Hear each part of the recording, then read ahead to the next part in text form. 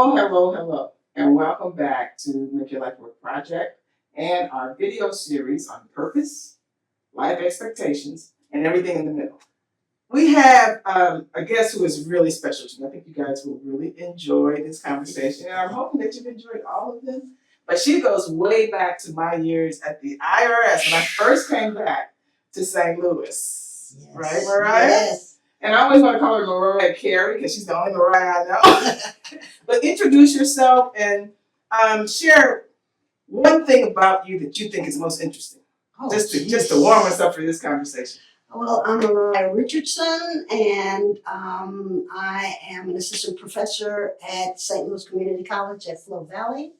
And one thing that might be interesting is that I like to fly kites. Oh, okay. Yeah. You still like to fly kites? I still like to fly kites. So what that tells us is that she still has a kid in her. I do. Which is good. Yes.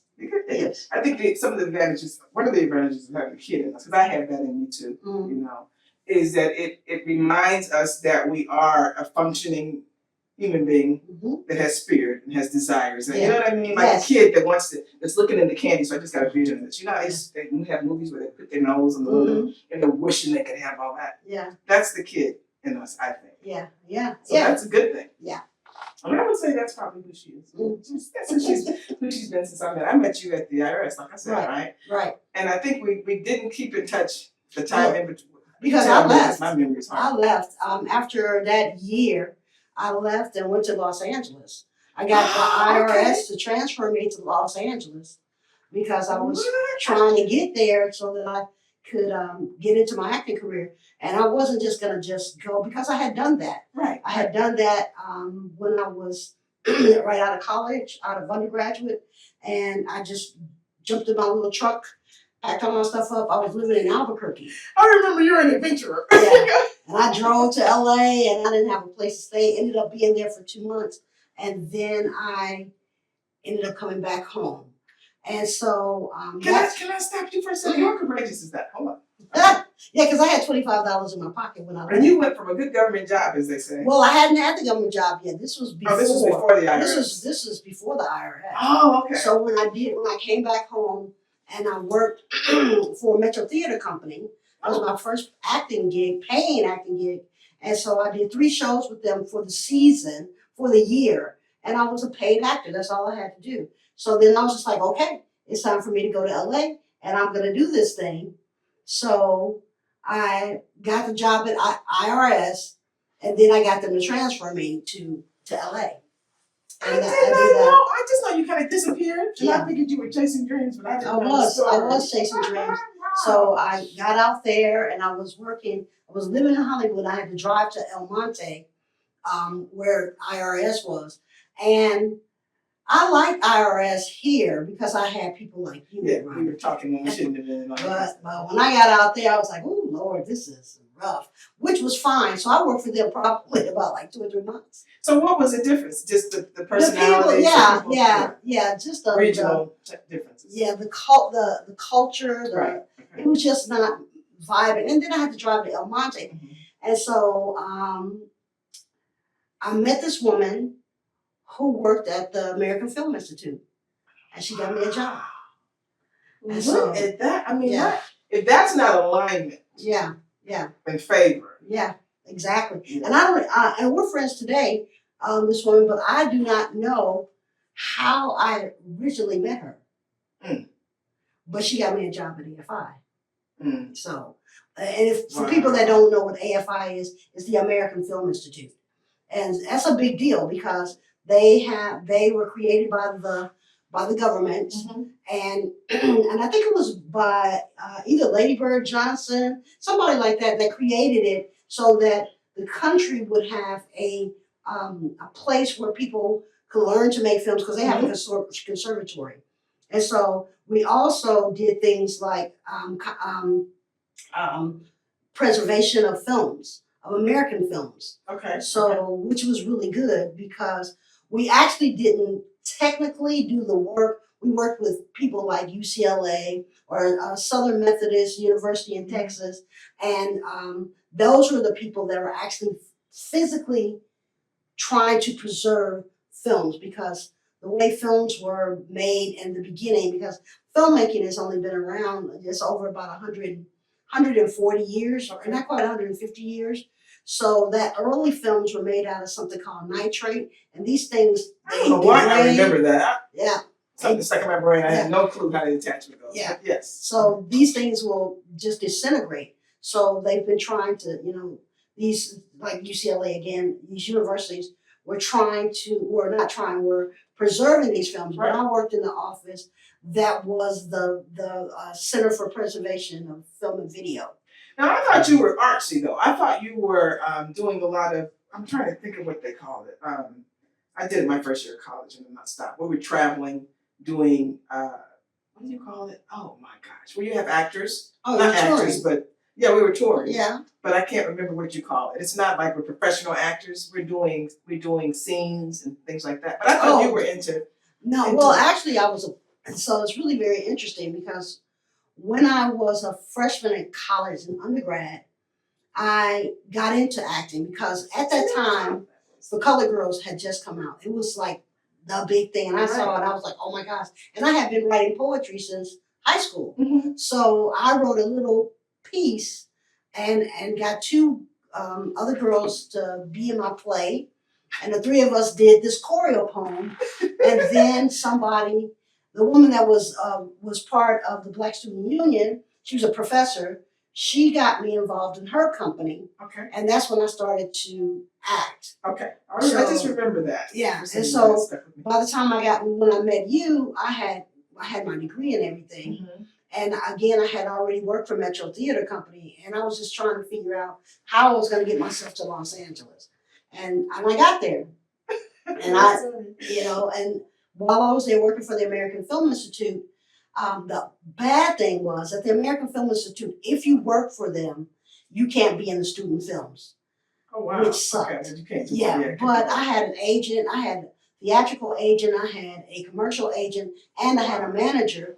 And I was going on a lot of auditions because, interesting enough, when I got to the American Film Institute, the center did not have its director.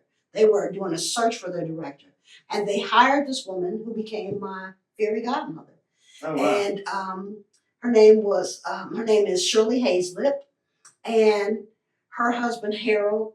These were Black people that had come up in a way that I didn't know anything about, because I'm from St. Louis and I just didn't, I come from public housing, and I didn't know about people like them. And they went to Yale and Harvard and Amherst and Wellesley, and their and Harold's cousin ran a show called Soul in New York, which was the show to be on if you were Black and you did anything, everybody was on this show. But anyway, they had all these connections. She ended up getting the job of being my boss. So she let me go and audition. And they just helped me, they mentored me, helping me trying to figure out how to do my thing, because I was just trying. So yeah, let me take you back to something you said. You said you grew up in the projects, and you had no idea about that type of lifestyle and a couple of things like that. How did you, what made you able to nurture a dream that's so far away from your reality? Does that make sense? Yes, that makes a lot of sense. One foot in front of the other. Okay. Bird by bird. I just kept at it. And I cried a lot. I liked my job at AFI, but what I wanted to be was a sitcom star. Absolutely, yeah. That's what I wanted to be. I mean, as long as I'm on the planet, I still got a shot. But that's what I wanted to be. And I cried a lot because I knew what I wanted to do. And I wanted to be an actor. And I wanted to have that kind of life. I'm sorry. You keep saying interesting stuff, and I don't want to forget my question. So what you said is you cried a lot because you knew what you wanted to be. Yeah. And have you? So you never not known what you want to be. So maybe this is a dumb question. Okay. No, so my question is, if you didn't know, what's the difference between your emotional feelings and your outlook on life? between the times when you didn't know and the time that you did know. You see what I'm saying? Yeah. Because we always say, you don't have any direction. You need to know where you want to be, where you want to go. And it was just does really, that make sense? yeah. What's the journey difference in that? Well, as a child, it would be a lot of things. I wanted to be a jockey, and I was afraid of horses. I lived in the projects. What the hell I know about horses? I wanted to be a social worker. Okay. And my mother was like, "Oh no, we're gonna have a talk when I get home because that's not what you're gonna be." When I was a freshman in high school, I had an acting class, and my teacher told me, "Oh my gosh, you will never be an actor. You have no color in your voice." And so I didn't think about it anymore. I got an A out of the class. I don't know, but I always remember her saying that to me, and I didn't think, and I was just like, okay, well, I was an athlete, so I was a jock. I was like captain of the basketball team, field hockey, so that's what I was doing in high school. So I didn't know what I wanted to do. I wanted to be an architect. That was one of my choices early on. I was drawing floor plans in high school, and I really, really liked that. And so when I got to college, my architecture class in my first semester, the professor said, it was like a room, like 100 of us in this room. This is Architecture 101. He said, none of you will be a great architect. There's only 5 great architects in the world, and none of them are you. I was like, well, okay. That's encouraging. All right. So then I write this little play, and then I started working with this professor. So you wrote your first play. Yeah.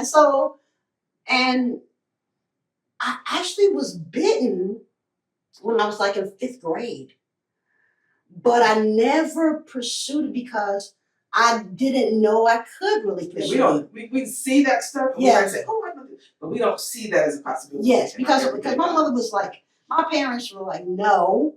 Though my mother put me in ballet and piano lessons, and she took me to the Muni in the summer. But those are even more grounded than being an actor, right? Yeah. You know what I mean? So that. Well. Not a lot more, but more. But when I was what's the difference? Right. For me, it's all about the arts. Right. So when I was in 5th grade, I was put in a summer program that they took girls from 5 city schools, and the summer classes were at Mary Institute. Yep. And so was at Mary Institute. And the first time I was on the stage like that in acting. I had been on the stage as in dance because I was taking ballet lessons. So I had done that.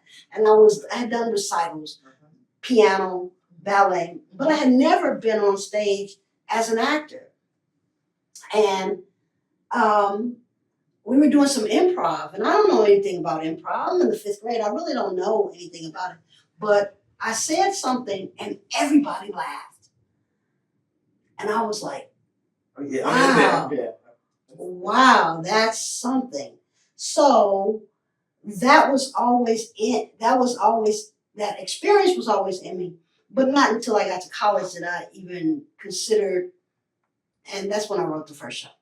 And I was also a poet, so I was performing poetry too. So when we think of purpose, I think of that moment that something clicks. And it may be several somethings. Yeah. Right? Yeah. But they click for you. Yeah. And there's this desperation to do it. Yes.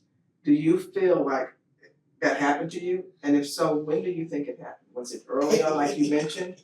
Or did you really, once you get your teeth into it, say, oh, I knew it was right, and this is for me? I mean, how did... Well, funny that you should ask that. No, I know that. Right now, I'm in that. Right now, I'm looking for my purpose. I understand that part of my purpose has to do with communicating, performing, writing, because I'm a playwright. Right, absolutely. And so that's a whole other story, because I didn't expect, I wanted to be an actor and ended up being a playwright. So I've been a playwright for 20 years. So you're framing the story as opposed to giving the information out from somebody else's story. I forgot the fancy way to say that. Yeah. Well, because they're my words. That's much more powerful, though. that's what I figured out when I was in LA.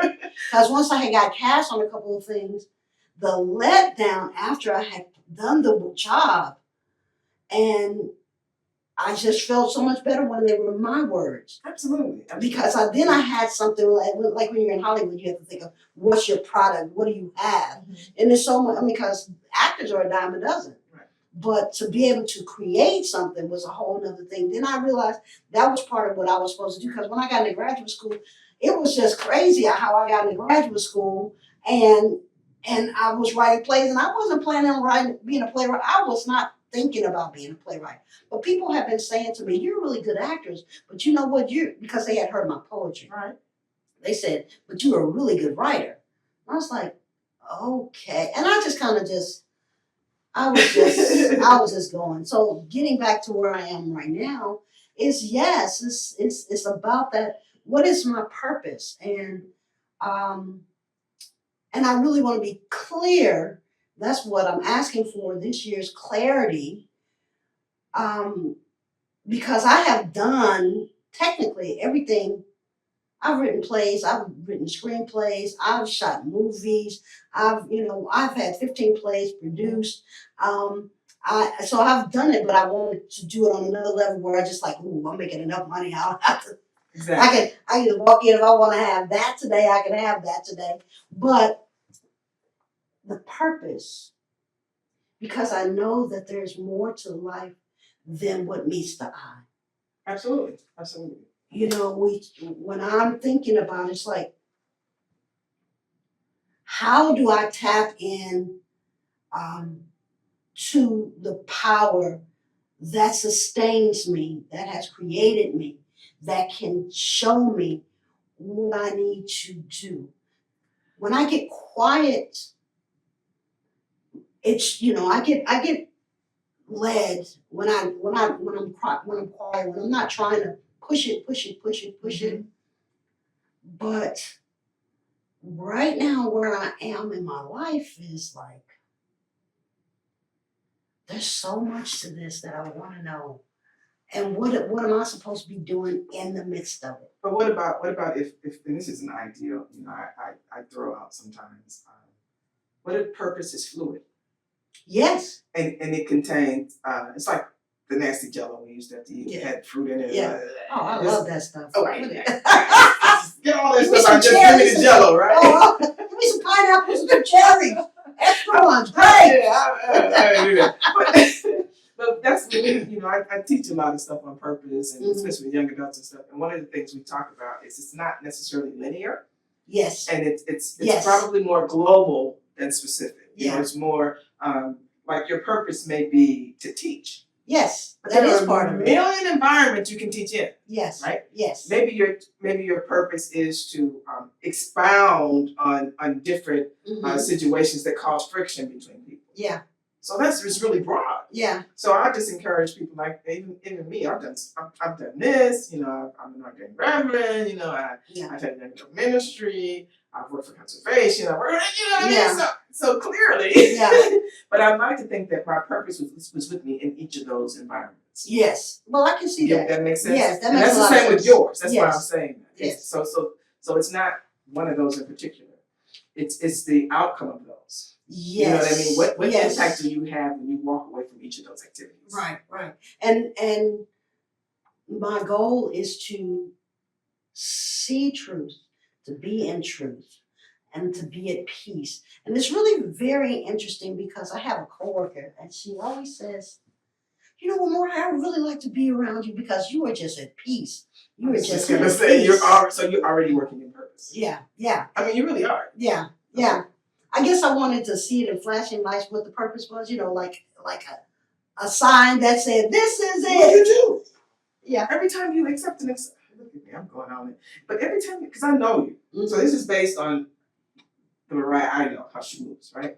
So every time you enter something, that's part of your purpose. It may be another. It's what am I trying to say? It's like saying being an ordained reverend was my purpose. Right. Yeah. I don't have a church. I have Yeah. a ministry. Yeah. Right? I don't have a mixed congregation. I have young adults. So you can still be in purpose and be a very specialized part of the whole.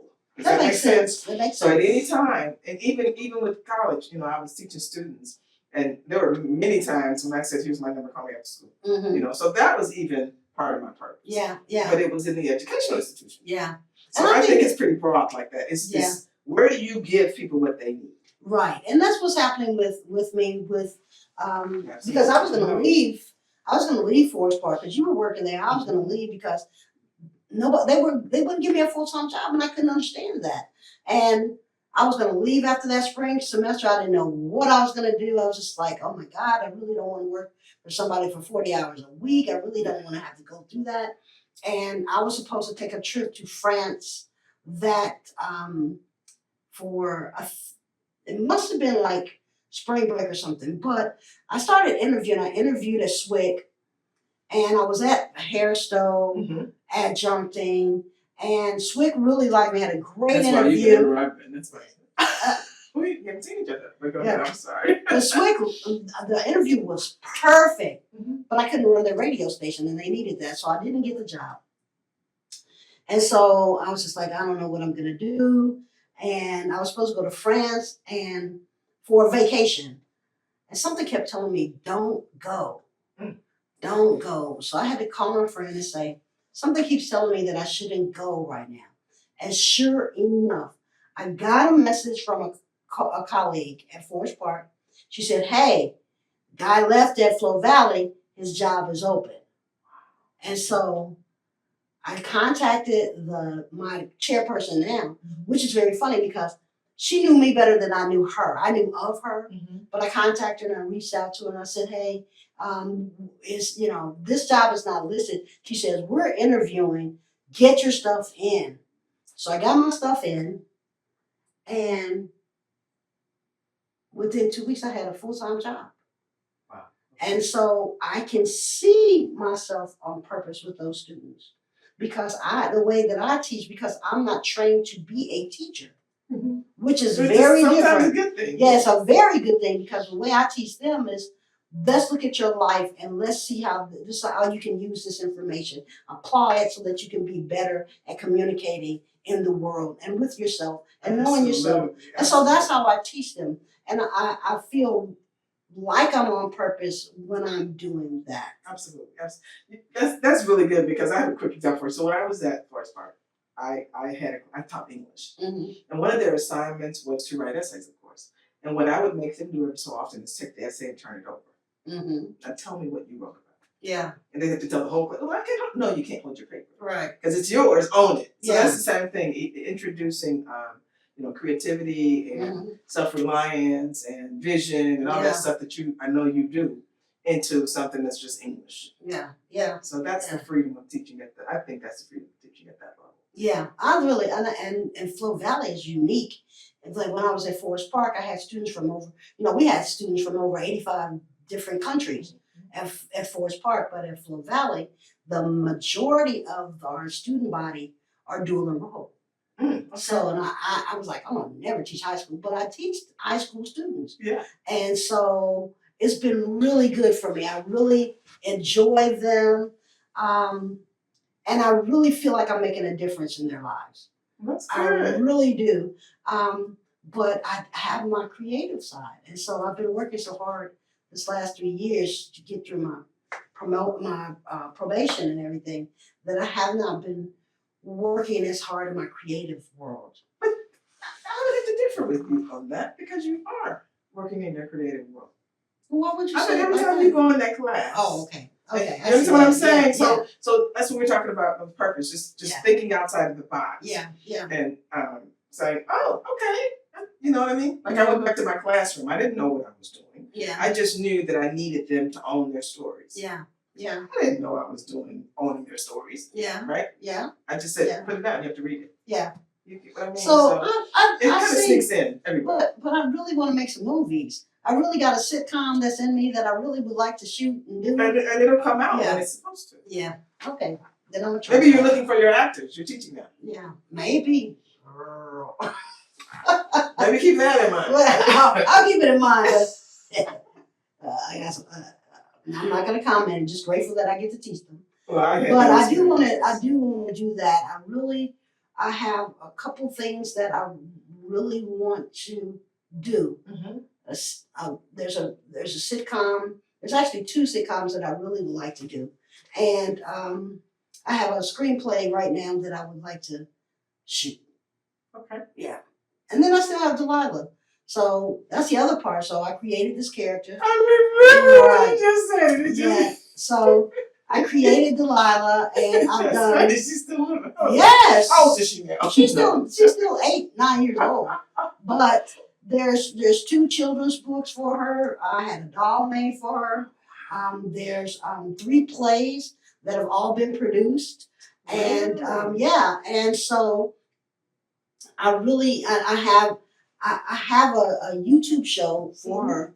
So I have 8 episodes of that. But because I've been working so much, I haven't gotten back to it. So now that I'm getting certified in DaVinci Resolve, which is you probably know, it's an editing platform. I've heard of it. And so I'm gonna go back in and I'm gonna retweak those, and that's what I want to do once I finish working in this working for the college. When I'm retired, that's what I want to do. I want to be working on my creative stuff. Okay. So I just don't want to lose that. And again, getting back to what is my purpose? My purpose is to, believe, is to speak truth and to create things that uplift, not corny stuff, but to help people to learn to self-actualize. Yes, that's good. That's what I've always wanted to do. Inspire people to self-actualize. And you've done that. And I would suggest that when we met, right, and we were doing taxes, and I think our conversations in the building and outside of the building were about self-actualization. Yeah. Maybe not in the arts, maybe not in journalism, but it was a lot of times we talked about stuff like that. Yeah, yeah. You just be what you feel like be. Yeah. I remember that. Yeah. So again, I would suggest that purpose should be sought after, but I think sometimes if we look behind us, we can see that the consistency is there. Right. And that we have arrived and we just keep arriving. Yeah, yeah, yeah. Yeah. You know what I mean? It's like spreading turf. Yeah. You don't go to one spot all the time and do the turf. Yeah. You do the whole yard. Right, exactly. So that's exciting. Yeah. Because but I had to start saying to myself, look at you. You've been doing this, you've been at this, you have been creating, you have accomplished, and so it's really nice to know that I hung in there, I stuck with it, and shifted when I needed to shift. And I used to be very impatient, and so I had to learn that sometimes you're in the ebb, sometimes you're in the flow. And so right now I'm feeling like I'm in an ebb, and I really want to be in the flow. You know what I do in my ebb? And I don't have to do it very often because I've been doing it so much. I go back and I take my eyes off of Nina. I don't use Nina's eyes. Right? And I look at these awards. I look at these books I've written. I look at these workshops I've given. I look at all of this stuff over time. Yeah. And I say, wow, you're something else. You're pretty good. Yeah. Because if we're evaluating us, we never get hype on ourselves. Yeah. But I suggest as therapy, you just look at some of your collection. Yeah. Yeah. And it will amaze you. It doesn't amaze us because we did it. Yeah. Yeah. You get what I'm saying? Yeah. And I just feel like, oh my gosh, okay, that's great, but I feel like I got stuff to do. We do still have stuff to do, but I think for me, it encourages me. Yeah.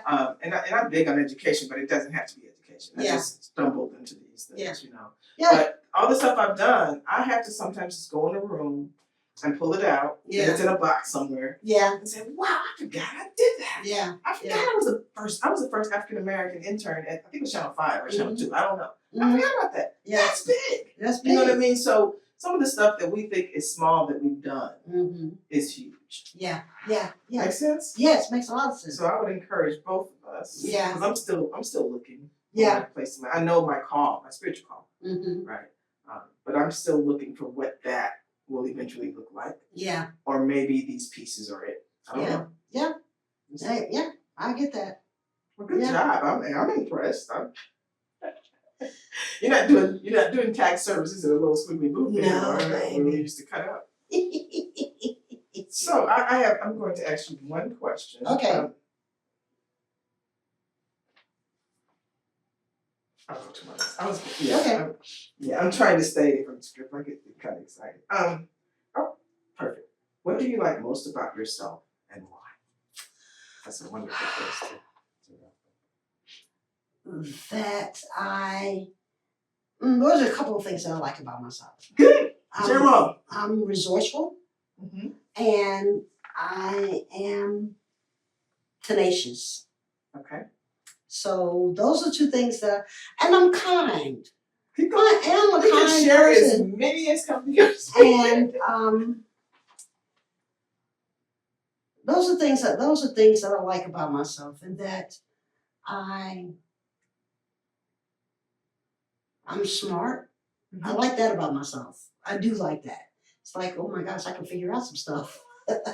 Exactly. But yeah, those are things that I like about myself. And they're still coming to you. Yes.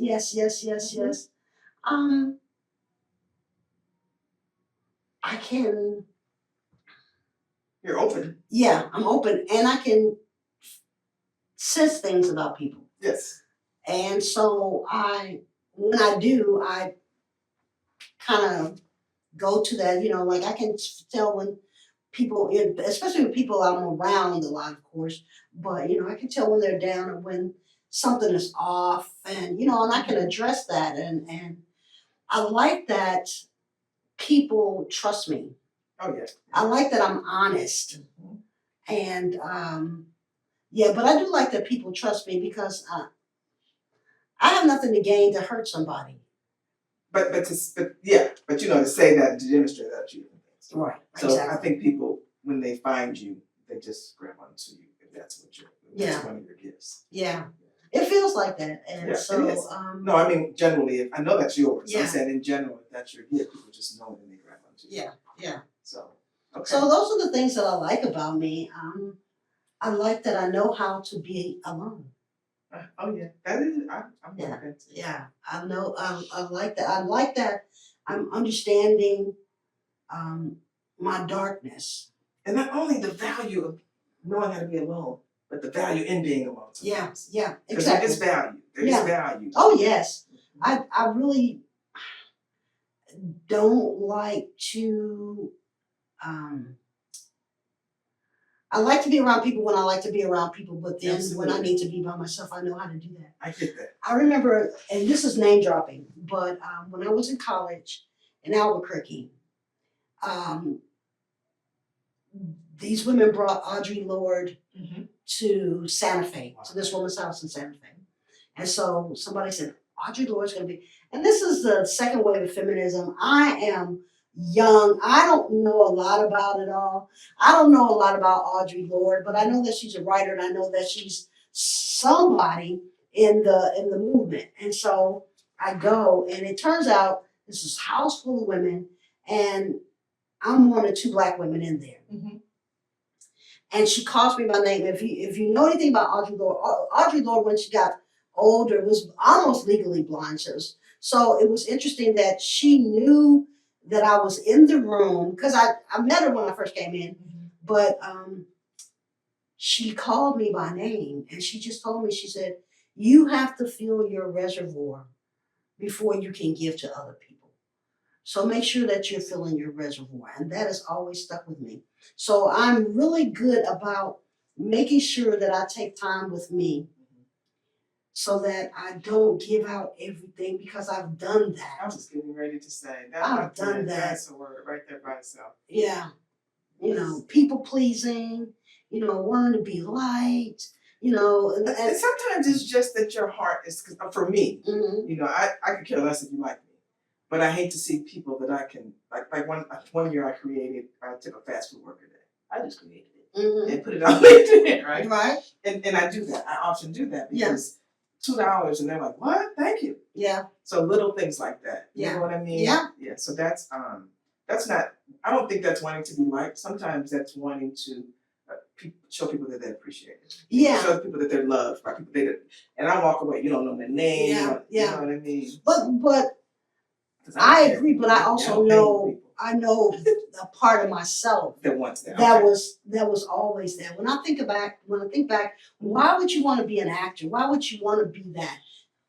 Why would I want to be that? Because I felt like if I was somebody, the pain that I felt growing up would go away. That's what you determined it is? Yeah, well, but now it's just like. No, I mean that was that. Yeah, That was your okay. But it took me a long time to get to understanding that was what was happening, because I always felt like I just want to be somebody, because I felt like I wasn't anybody.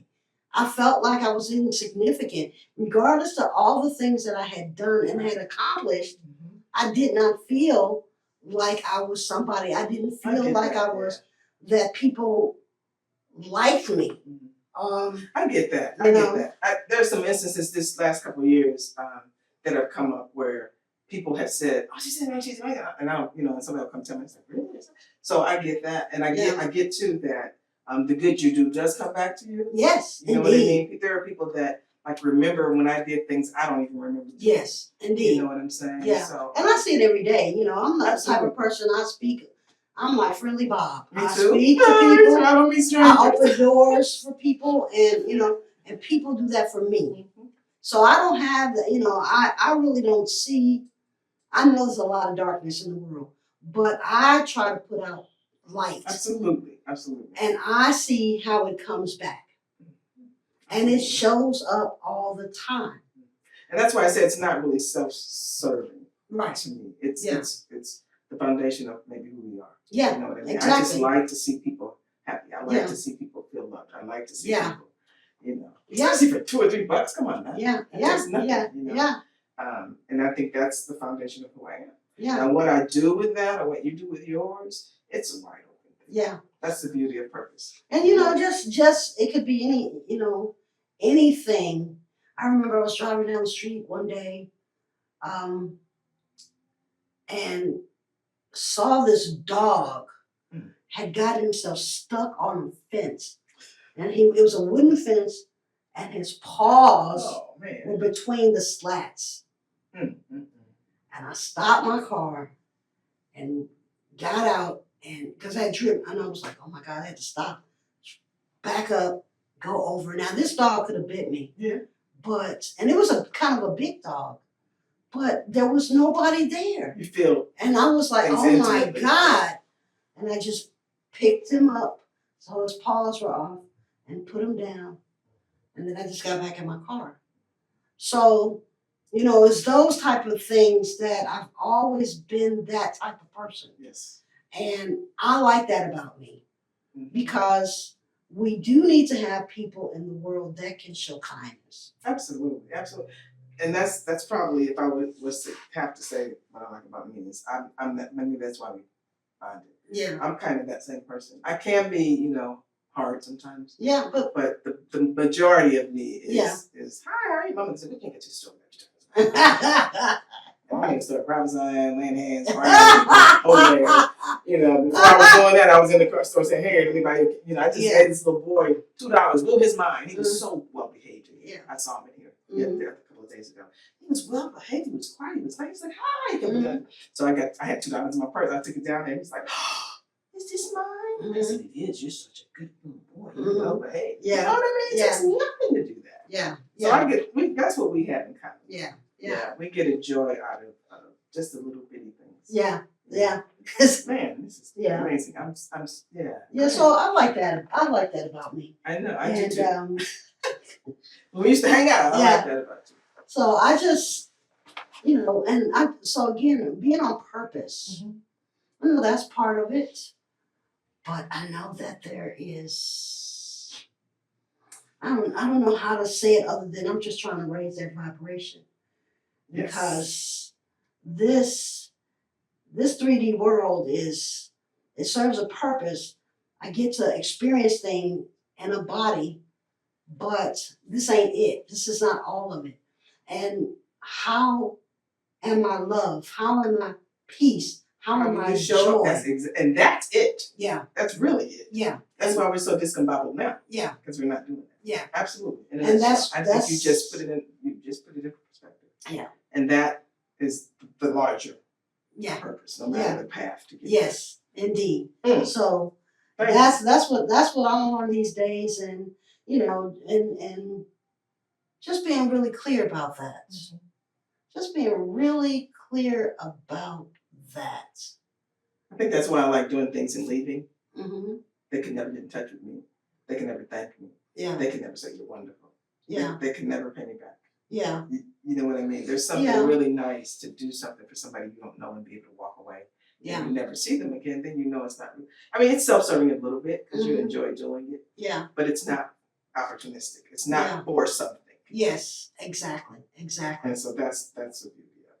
Yeah, yeah, yeah, yeah. Hmm. I was So see, you're writing your own story. indeed, indeed, indeed. Well, did you have anything else that you wanted to add? Man, this has been how long? I don't even know how long it's been since I've seen you. Oh, it's been a few years now. Cause the last time I saw you to each other. was at school, and I've been there away from there almost 3 years now. So, and yes, you just to speak on your kindness, helping me teach at Rankin. Thank you very much. Oh, Yeah. you're welcome. Yeah, I didn't. I'm not. that was fun, Yeah. and Oh that was yeah, fun. I had so many pictures. Man, I just take a picture of every class. Mm-hmm. I just loved ranking. It just got a little more technical for me and stuff Yeah. like that, but I loved Yeah. ranking. Yeah, I thought that was cool. Yep. That was The cool. guys are really cool. Yeah, but I was teaching online, so I didn't even see my students. Oh, see, I got to go on ground. Yeah. And it was. And it would have been perfect because amazing I just live a experience. block away from them. So it When would I have got been nice. online, I Yeah. wasn't too, I wasn't But excited. we were trying to stay healthy Yeah. and whole, so Yep. it was fun. But I enjoyed working Yeah, I with had a them. good time. I had one of my students say that I didn't even know. Like years later, I was talking to somebody and I saw this nomination on their page, and it had me as the teacher of their choice. I was like, Oh, what? right. Yeah, the guy from Sweden. You know what Yeah. I mean? So Oh, that's what I miss about Yeah. teaching. But anyway. Yeah. Okay. so I guess that's. Any last Yes. words? Thank you so much. You're welcome. Thank you.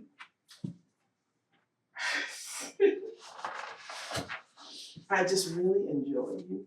You are one of my favorite people. Oh. Not that I don't love all my guests. I love you guys. But I just remember you reaching out to me Mm. and befriending me, and what was our other friend's name? I can't Cora remember. Bell. Hanging out with you guys, and I think I just gotten back to St. Louis. Mm-hmm. So thank you for who you are. Oh. Thank you for the aroma you give out. Oh. Right? And I will keep you lifted, and we will stay in touch. Indeed, I Okay. appreciate you. I appreciate you too. Okay. I keep saying Carrie. Mariah Richardson, the Mariah Richardson. The Mariah L. Richardson. I forgot the name. It's Thank okay. you. Thank you. And thank you guys for joining me. Take care.